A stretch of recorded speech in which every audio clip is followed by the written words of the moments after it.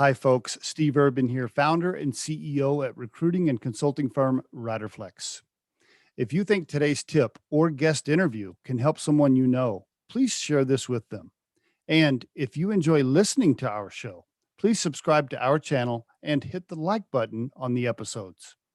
Finally, aside from our podcast, our day job here at Riderflex is to provide recruiting, staffing, and consulting services. You can visit riderflex.com to learn more about us and get the information on the services we provide. And now, a quick word from our sponsor and friends at Marketing 360. Try the #1 marketing platform for small business. Everything you need from design to marketing to CRM. Learn more at marketing360.com. Marketing 360. Fuel your brand. All right, cool. Awesome. All right, you ready to roll? Yeah, man. Looking forward to this. Okay. Arthur Nobel on the Riderflex podcast. I love that hat, Arthur. I noticed you wearing that in a few interviews. That's your thing, right? That's your style. Now we really dive into the personal stuff right away. But I had a hair transplantation 2.5 months ago. So what? Really? I have to. Yeah, so I have to wear it for, I would say, another 2.5 months, and then I'm capless. You can't show us right now. You don't want to take it off right this second. I mean, Nah. I leave it. Yeah, definitely. Okay. Well, now I noticed your LinkedIn profile picture has a full head of hair. Like what happened? What's the story? Bad genes. That's the story there. No, but my father, the whole family of my father's side, basically, they lost their hair pretty early. So actually, right in the middle of COVID in March, I was just talking to my wife, and we were chatting like, now it's getting worse and worse, and I felt like, you know what, it's COVID times. Let's do it right away. So just booked the flight, and 1 month later, I was completely bald, but they helped me. Well, not to go too far down this path, but obviously I have a few challenges myself. So they did something. I don't know anything about it. I'm totally ignorant to the topic. But what do they do? They do some implants, and then your hair grows back eventually. Is that the thing? Yeah, exactly. I mean, they just basically take 12,000 hairs out of your the back of your head, and then they just plant it like in the middle of it, where I basically had virtually no hair anymore. Oh, it's yeah. I mean, it took like 6 hours or something, but hardly any pain. It was like super easy. Okay, is it super expensive? In euro, I think in dollars, like $8,000 or something. But it depends how bold you are. Like I'm on the, let's say, on the bad part. But I mean, if you're just modest, I would say $4,000. Oh, all right. Does insurance cover it or no? Unfortunately, it's private investment. I tried to. I couldn't get to. Yeah. Okay, so tell us a little bit about your personal life. So you're in the Netherlands, you're in Rotterdam. Is that where you grew up? Is that where you're from? Yeah, exactly. Born and raised, and lived, most of my life, small suburb. Okay. All right. What'd your folks do? Actually, I come from a more entrepreneurial, I would say, traditional family. So my father is an entrepreneur. Oh. And my mother is was like a housewife. Basically treated us really well. And so the traditional side, I'd say. What'd your dad do? Can you go into it? Did he own a couple of businesses? Yeah, so he does like a couple of things, but he came from the oil business, so it was like a family business. So my granddad, he had actually quite a couple of children, like 10. So that was back in the days. So he decided and he was actually a captain. So he was sailing. So he decided to basically build his own oil family business, sort of like a tank station, but then on the water. For ships. So that's what he did. So my dad grew up there, and then eventually he sort of left the family business and started and became a trader. So like an oil trader on the stock exchange for let's say if you have Shell, if that's the major, basically it was more like a large mid player. And from there he transitioned into his own business where he's just sort of trading oil. That's basically what he's doing, and gradually moved into some other businesses on the side. And did you think about going to work for your dad or your granddad at all when you were younger, or did you? Yeah, no, we did. We had the conversations, but my dad always said, just follow your passion and what you like. And somehow, even though it surprised me, I ended up in the in the tech and finance world. Which, I mean, if I had expected two things, it was not that. How many siblings, brothers and sisters, you got? Just one brother. One brother. Okay. One. And you're married, you said. Any kids? Yeah, it's not yet. No, I married in 2019 with Anne-Marie, and happily before COVID, so everything was just smooth. But no, just lucky the two of us. So you got married, and then you were trapped in the same house 24 hours a day for like 4 months. Exactly, COVID. And we still we managed to. So it has to last forever now, right? What's your wife do? She's actually helping teenage mothers. So you have like you have teenage mothers who live like in a community house, and will have like problems, who cannot live at home anymore because of different reasons, like they either don't have parents, or abusive, or like problematic relationships, or adoption, or whatever. And then basically she takes care of them and is a bit of like a mentor to them, saying like, okay, this is how you have to, let's structure your life, a bit helping with raise the babies. And yeah, it's pretty different, and also very impressive what she sees every day. So she's a very patient, loving person, right? Exactly.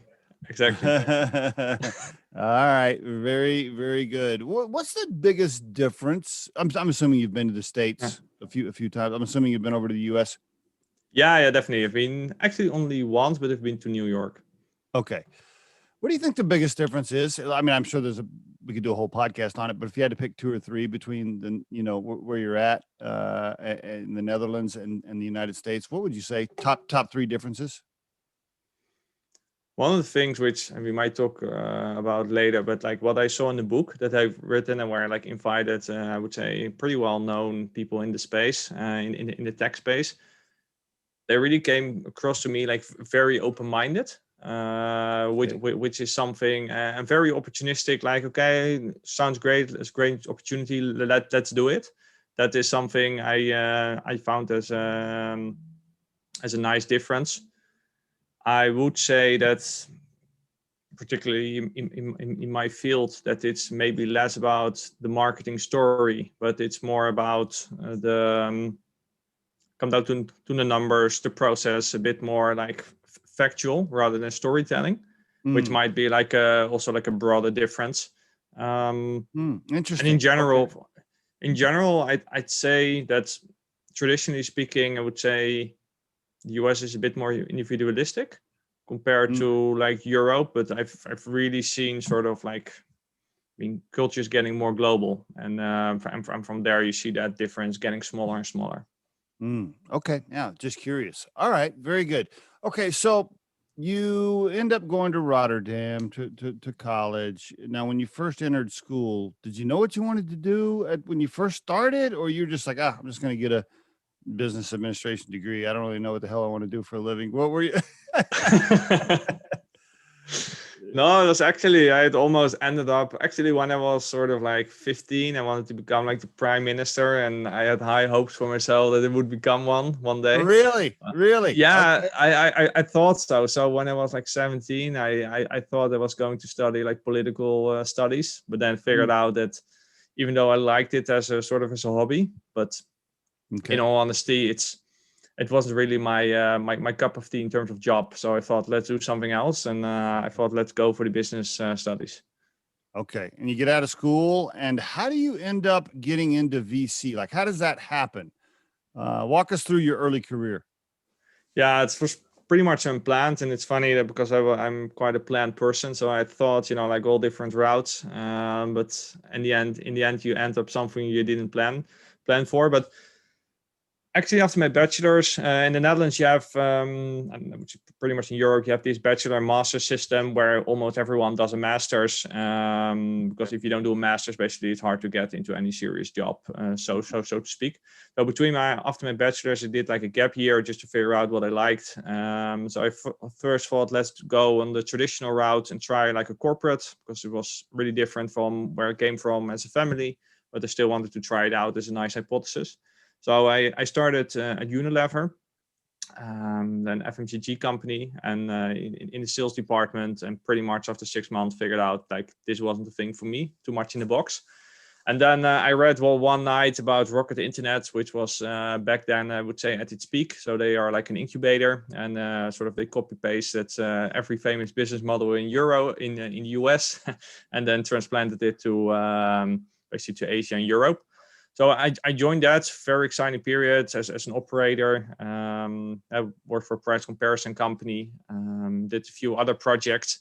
And then I really learned from one boss at Rocket Internet that he came from this McKinsey background, and he had this really top-down view on the business. And okay. I, as an operator, had really this sort of bottoms-up approach. And I really felt like, okay, this top-down approach is pretty cool. I want to learn that as well. And I'm not really going to learn that in the...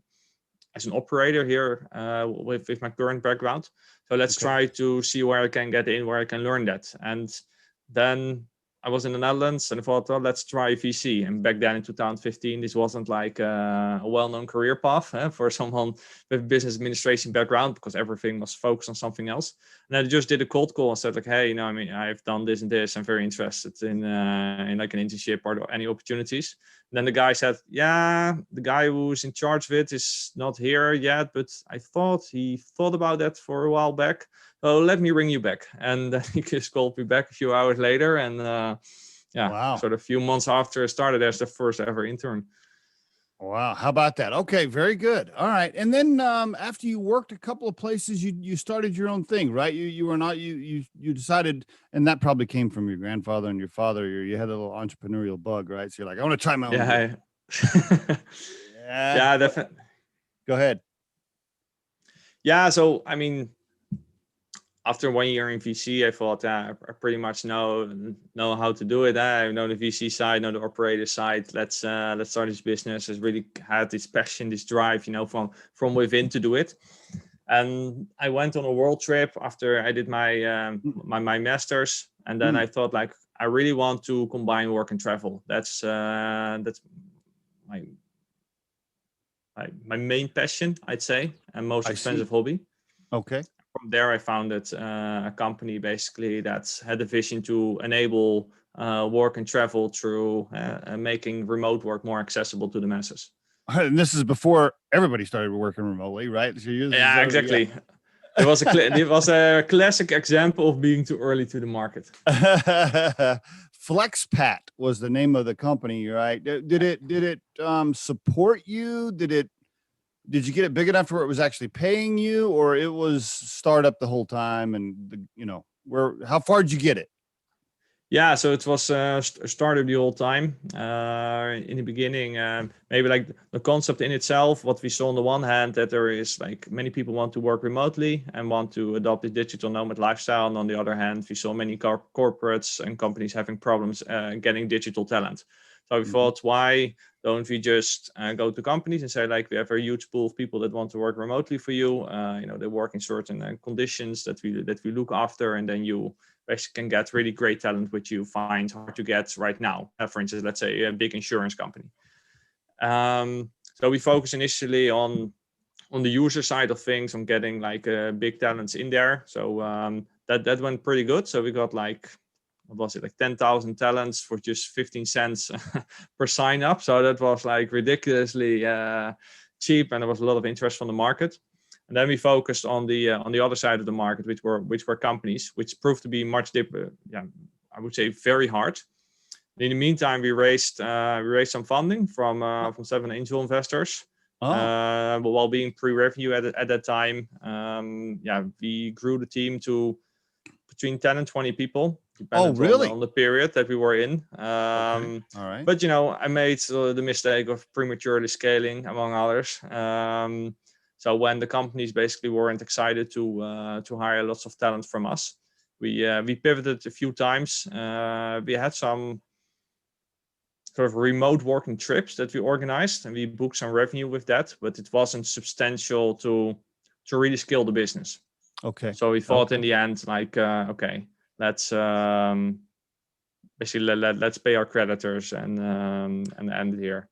So you were able to pay the money back to the investors. Not to the investors, but to all the others. So that's still that's not like a real liability I have, but a moral liability I still have. Yes, right. I mean, you probably still lose sleep at night over that sometimes. I'm guessing it probably still bothers Exactly. you. No, it definitely bothers.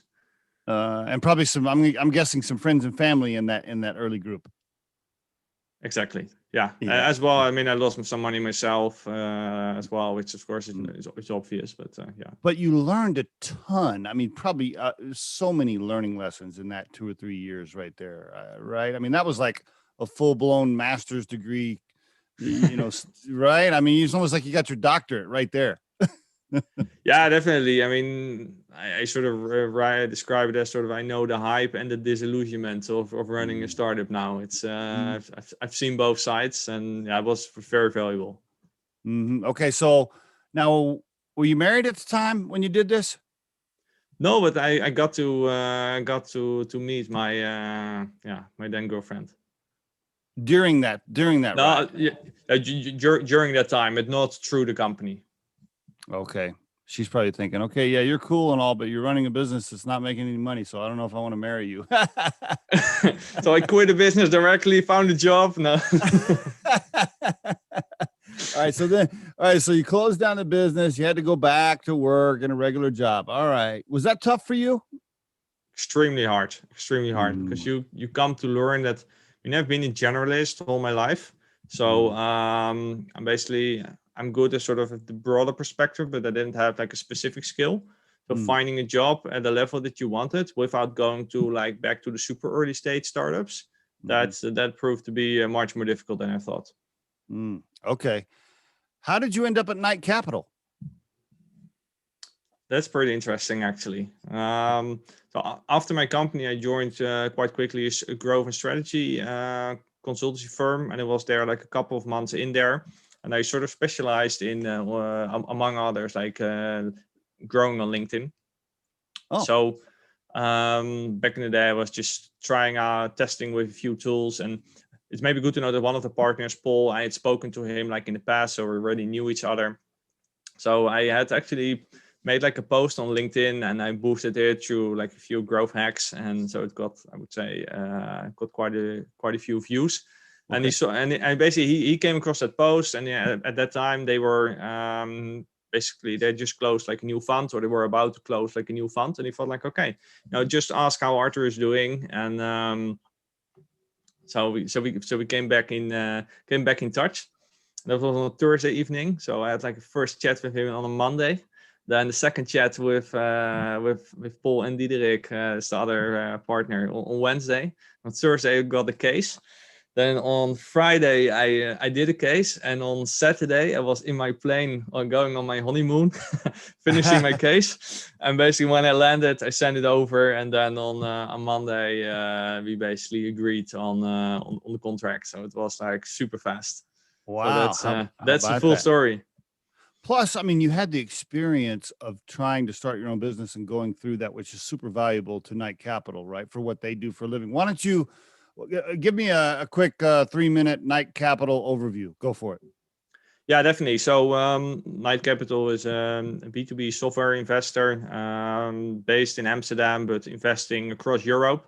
It's founded by basically all the entrepreneurs. I would say the thing that we like to stress most is that we're go-to-market specialized. So sales, marketing, scaling that up in your Series A and B stage. That is really where we tend to specialize on, but also like to help founders with. So generally speaking, we're on the entrepreneurial side. I mean, we've been through the roller coaster ourselves. We tend to be quite quick and basically have the investor that we always wanted to have for ourselves. And so far, before we were an incubator, but from last year, from January onwards, we got this Series A to B focus what we do right now, and we have now invested in one US firm called Stream, and 4 investments in Europe from our current funds, and I hope to close another investment soon. How big is the current fund, or can you share that? Yeah, no, sure thing. It's 50 million, 50. Okay. And out of the 4 companies you've invested in, 4 or 5, how many did you pass on, roughly? Cool. I mean, this morning, one colleague told me that we now have 17,000 companies in our CRM system. so we have like a big nurture list as well. But we've seen a bunch of companies since March last year. Not to like, bum you out if you're listening to this episode and you're thinking, man, I'm going to send my stuff. I'm going to send my deck to Knight Capital. Well, go ahead. But, man, your percentage of chances of getting looked at are tough. So tell me, I mean, I know we could do a whole podcast on it, but generally, what are you looking to invest in? A certain stage, a certain level, a certain volume, a certain industry? What are you looking to invest in?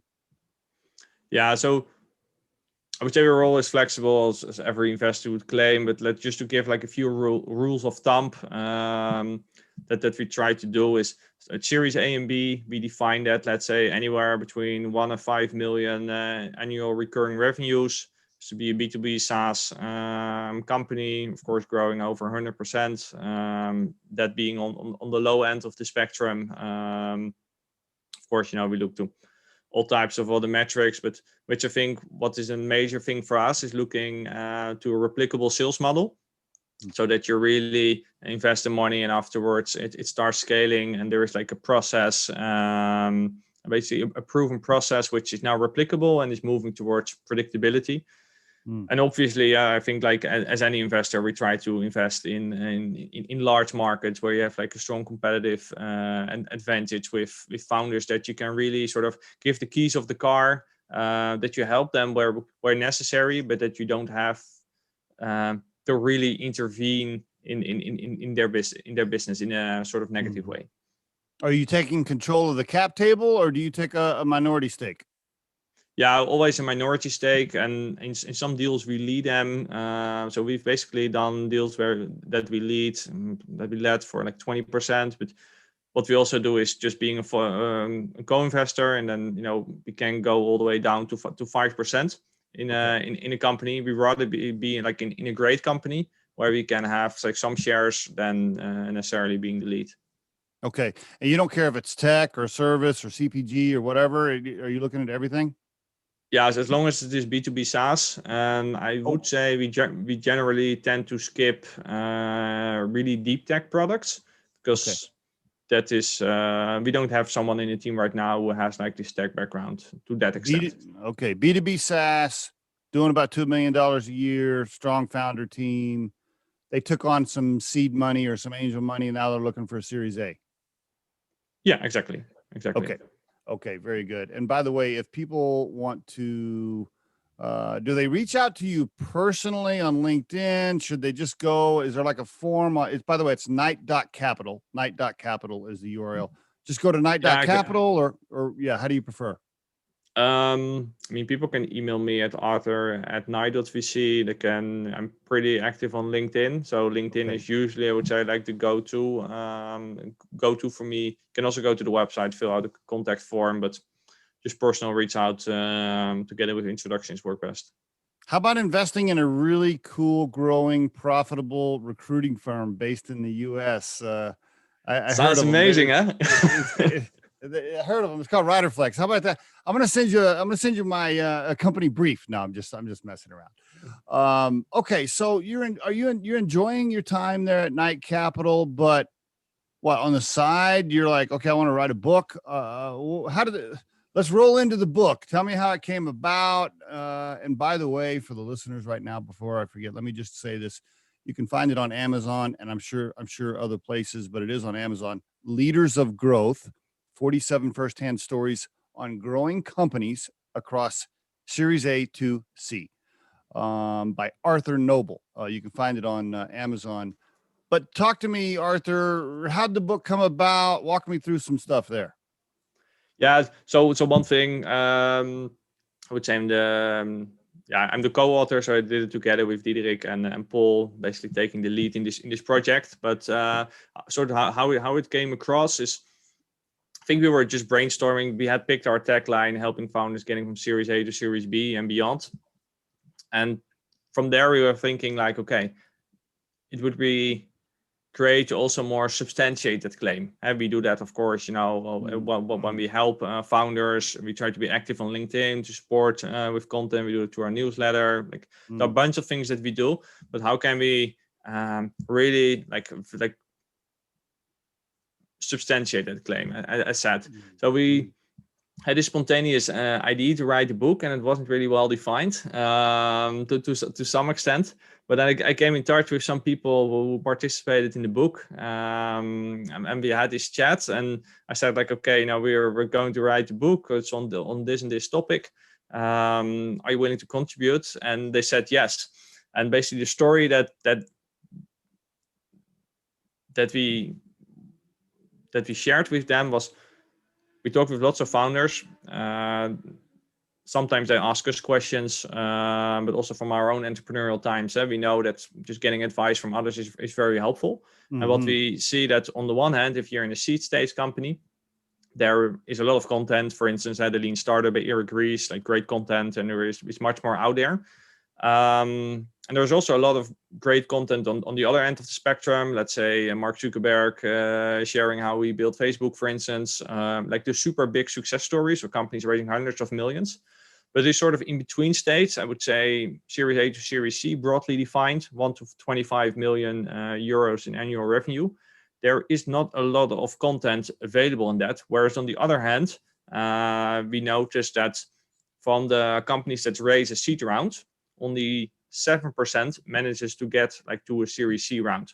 So we see there is like quite a big gap there in the market, and we don't pretend, to solve everything with that through this book. But we thought, why don't we just ask people who are, let's say, 12 to 24 months ahead of where a founder or operator is today, and ask them to share their challenges, how they dealt with it, on a variety of topics, and by that sort of democratize sort of the insights from these experts. So you're already visiting with people all the time and looking at decks and proposals already because of what you do for a living at Knight Capital. So the content for the book is naturally flowing in already, right? Because you already got the material. Now you're taking that information that you're discovering during all these conversations, and you're like, hey, okay, what are we doing with all this material? We might as well put out a book about it. Is that accurate? To some extent, I think what we really try to do is, for instance, like if you look to Tim Ferriss, he has written Tools of Titans, for instance. We took that really as an example, but then on startup growth. So we, like our job as investor and former founders helps us to identify like the challenges that the company faces. And of course, those challenges we translated into questions, and these questions we asked to all the people that contributed to the book, and then we basically wrote down what they said in a sort of edited format. Are the 5 companies you have invested in so far, are they part of the 47 in the book? Actually not. No. Okay. All right. And why because 47? We have written the book for them. We have written the book basically for them, among others, also to get the broader insights. I see. Why 47? We were thinking initially, like, when would it be enough? And we set a goal on 30. We thought that's the stretch goal, getting to 30 people, that would be nice. And then, we were around 30 people, and so many people were more interested, and we got nice introductions from people willing to contribute. So we thought, let's just continue. And then at 40, it was like, okay, I really have to stop. But there were still a few people that I really wanted to get in. So, then at 47, I said, okay, we're really going to cut it. And for a second edition or something, we can add more people. Okay. Very good. All right. Your specific tactical role at Knight Capital, are you the one looking at decks and saying, or briefs, or whatever we want to use? Are you the one looking at stuff, checking yes, no, or what is your role? I'm just curious. Yeah, it's I would say it's pretty diverse. So I have like I would say some companies have, let's say, an operations role, and you're responsible for many sort of different little processes in a company. I would say that's most comparable to mine. So in my case, I'm responsible in the end of the day for the sourcing pipeline, basically making sure that the team gets scouts all the relevant companies that we like to invest in. So that's one. The second element is basically sort of like end-to-end responsible for like investing in the companies, so the evaluation process. And of course, like I involve the partners in there as well as the entire team. And the third element is I'm on several boards of companies that we invest in. And then two small elements for me are like marketing, because of my background. I basically manage that together with like HR. That's that's also somehow got on my plate. Okay, very good. I know we could do a whole podcast on this next question, but just for the listeners, can you give us just 2 or 3 most common mistakes you see in a pitch? And by the way, I don't know what word you want to use. Do you call it an investor deck, a pitch, a company brief? I don't know what language you're using for it, but the initial document that comes over for somebody like Knight Capital to review. What are 2 or 3 most common mistakes you see? I'm silent because it's very, very good question.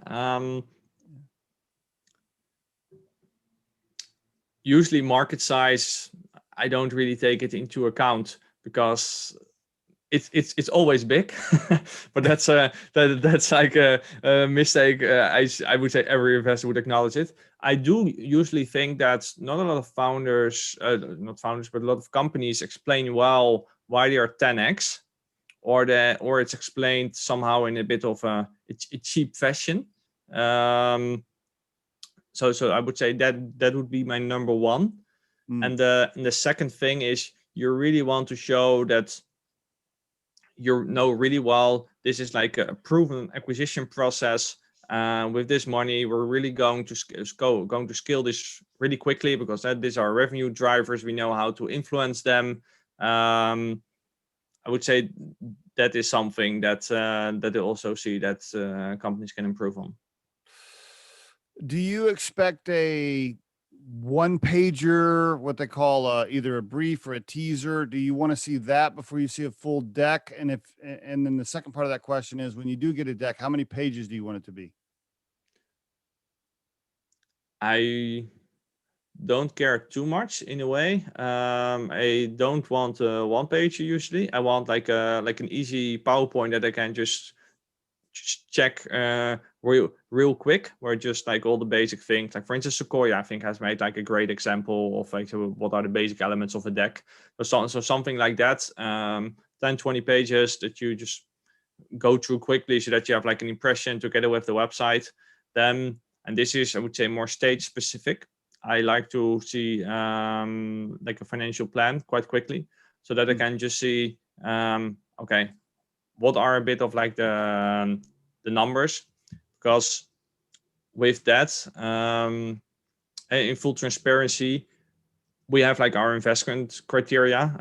So even if I like a company but it doesn't fit our investment criteria, we have to sell to our investors in a VC fund. So I'm somewhat limited. So I can, with that financial plan together with the deck, I can basically filter out, let's say the like X percentage of the deals I get. And this is really sort of like a sales process, or basically like recruitment. Like you filter out like candidates who ticks the boxes. And I think those two things really help me. And then I would say from the last 20-30% basically, that passes those criteria, which for us are a bit like narrow. From there, you engage in all the conversations and try to spend actually more time. So we are quite strict up front in order to spend more time with the other companies and really try to understand their business, and because they're working super hard on it. And so we don't want to waste time to founders where it's not a fit and have lots of conversation that doesn't work. Then I'm rather upfront, like in the Dutch way. It's like, super nice business, not really something for us. But if necessary, it can make an introduction to others where it's more relevant. But the business that are great, you just want to spend the time with them and also show appreciation to the founders who work day and night on it. Are you saying that the Dutch in general are straight and to the point and don't beat around the bush? Is that what you're saying? I mean, it's funny. This morning I was talking to to another company in our portfolio, and they said as a Dutch, they are a bit more strict. It's straightforward. Not strict, but straightforward. Yeah. By the way, I worked for a Dutch family. I worked for a Dutch family in a big giant greenhouse grow operation for bedding plants. They had like 5 or 6 facilities across the country, and super straight to the point. I'd walk around. The founder would be walking through the building. He would just fire people like on the spot. There was no like HR department. There was no conversation. There was no. Oh wow! No. In our case, I would say very low. What I would say was straightforward is very low. Not really care about politics. So just straightforward, transparent communication, low bullshit factor. Yeah. Just we're all equal. No hierarchy in a way. No room for egos. And then just if it's good, you tell it's good. If it's bad, you tell it's bad. And we're not going to blame you because it's bad, but we rather ask, how can we help you? But just don't basically tell a beautiful story if it's not beautiful. What if you're looking at a proposal and it doesn't meet I'm guessing there's 10 pieces of criteria where you're like, okay, million or over in revenue or whatever. What if you're looking at a proposal and it's missing 1 or 2 pieces of criteria, but you already know the founders and you're like, man, these guys, I think they got something here, but they're missing a criteria. Is it still pass or you'll push it through? Really depends on the context, but one of the things I really learned as an investor and all the investments that we've done, no company was perfect. So all companies, I mean, in the one hand, you have maybe a few factors that that are like the easy ticking the boxes thing, but then to really make the investment or maybe 1,000 factors you take into consideration, not aware of that, but subconsciously also many. And none of the companies in the end of the day tick all boxes. And then especially in Series A, Series B, it's still a business where you say like, okay, I know where the bet is and I take it. And for some companies, it's not so much about ticking the boxes. It's more about having like a wow factor on something so that you can say like, hey, I make the exception because I really think that the company can outperform based on that wow factor. How about this? What's more common, A or B? A, there's a great company with a lot of potential that does a shitty job at preparing their deck, or a company that has an awesome deck but no potential. Which one's more common? I would say the really great companies will tend to be inclined more towards like the A option because they're very busy. Let's say I've seen companies with just, let's say, have like a very bad deck in the standards, but just show 5 or 6 graphs in there and they're all, let's say, triple, like in a way, like really stellar. And then you're like, oh, wow, this company obviously has traction. I have to know more on why that is. And then you basically get drawn into the funnel. Okay. All right. And then you help them, and then you help them redo their deck so you can pitch it to your bosses. Not even. I think the really great companies nowadays, they have sufficient funding options, and it's much more about trying to get in that companies, explain which value you have as an investor, and the deck in itself, I would say, is more or less a conversation starter. So I personally don't care. So I mean, it has to look okay-ish, but it doesn't have to look like amazing. Okay. Good to know. That's good to know. All right. Very good. Okay. So any 2 or 3 pieces of advice for aspiring entrepreneurs that are thinking about starting something, but they haven't, knowing that you've been through one yourself that was a tough ride, plus you visit with founders all the time in your job now. Anything you want to leave the listeners with on aspiring entrepreneurial advice? 2 or 3 things. What would you tell them? be prepared for the heights and the lows. So that is, I would say, very, very important. Don't think it's a glamorous ride. It's we started talking about my hair, but I definitely lost most of my hair during that journey. And the second part is because it's going to be hard, and I'm basically referring that to some of the guys that also participated in book that we've written, is a couple things. Get a mentor, surround yourself with very strong support networks that you can actually deal with the highs and lows. Manage your agenda really strict so that you keep loving keep doing what you love. Focus on the right things, as well as just dedicating time for sports, so that your quality of mind, what I learned from someone, is really good. So I think that is super important. And another thing which I also learned the hard way is that if you start out a company, don't recruit too soon.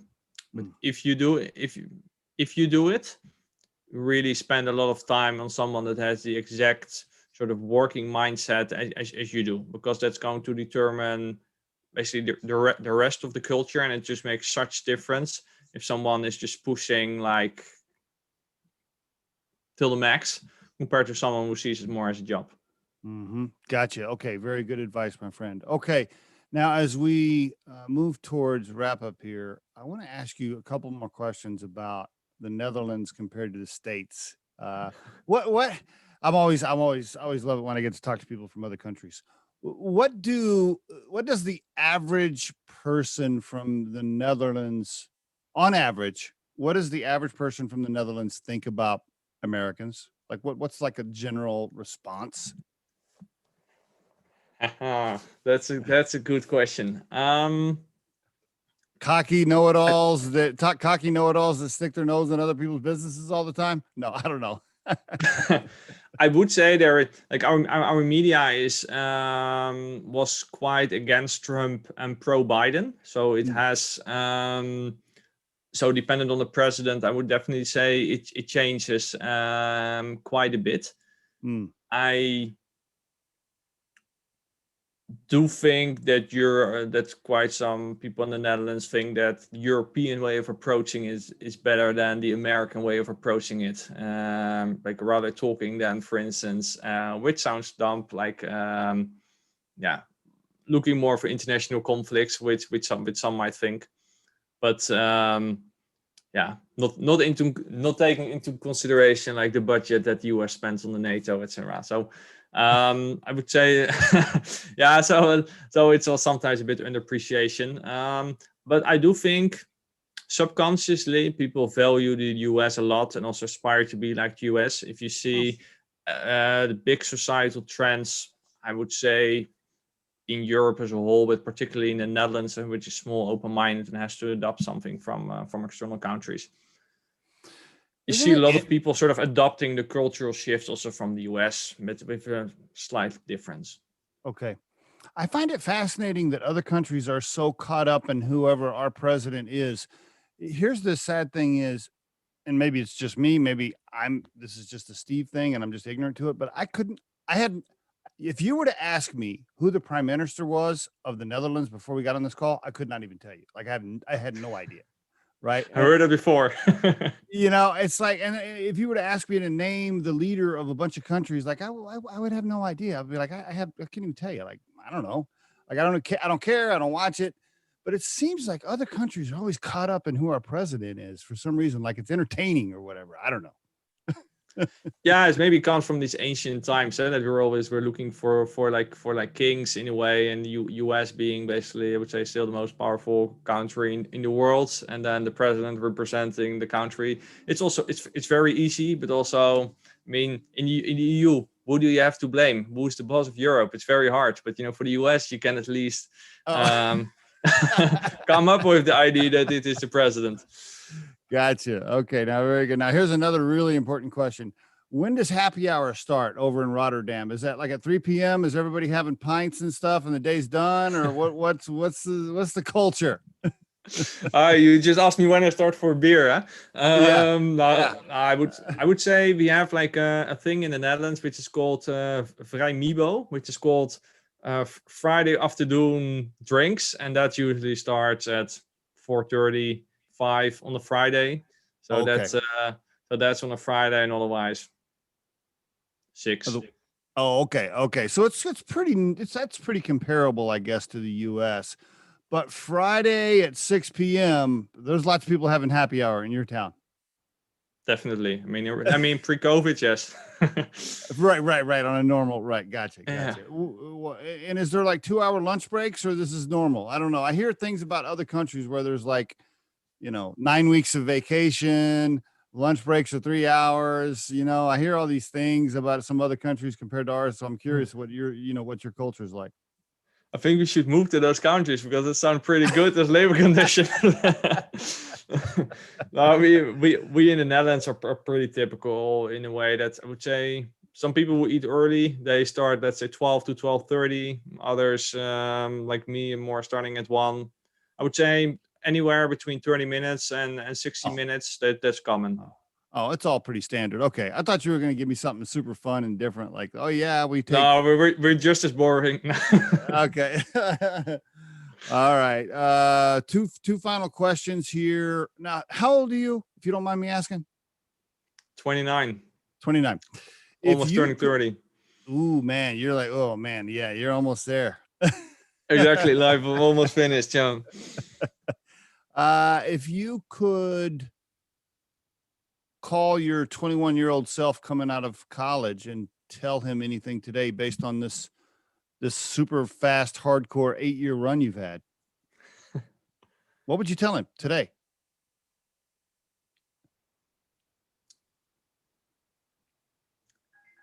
It's for sure going to be different than you expected. Maybe take it slightly less serious. You don't have to figure it out like in a way. But on the other hand, you don't know where you will go, but basically be prepared for the opportunity, because if luck arrives, you at least were prepared to take full advantage of it. All right, very good. What is Arthur's core purpose in life right now? If you had to define your core purpose, like why you wake up every day and why you're on this planet, what is Arthur's core purpose? I had more macro goals, especially before I started my company. I think right now, of course, I want to enjoy what I do.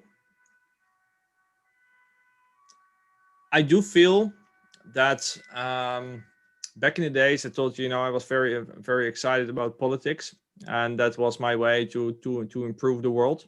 Mm-hmm. I basically got a bit disappointed in politics, and then I had the idea like, okay, corporations, they can fix the world problems. Then you see the large companies and you think like, no, that's not going to happen. All these different stakeholders involved.